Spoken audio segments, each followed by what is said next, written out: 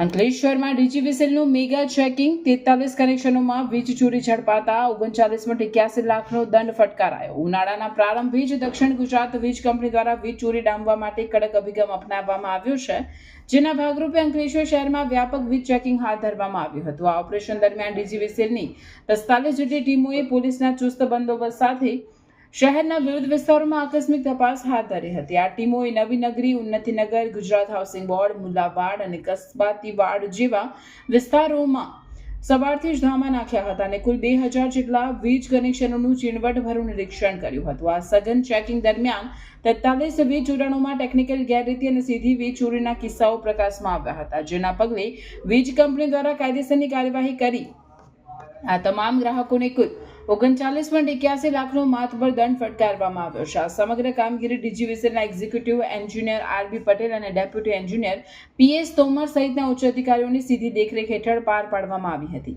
વીજ કંપનીના આક્રમક કાર્યવાહીથી વીજ ચોરીમાં ભારે ફફડાટ વ્યાપી ગયો છે અને આગામી દિવસોમાં પણ આ પ્રકારની ડ્રાઈવ ચાલુ રાખવામાં આવશે તેવા સંકેતો આપવામાં આવ્યા છે.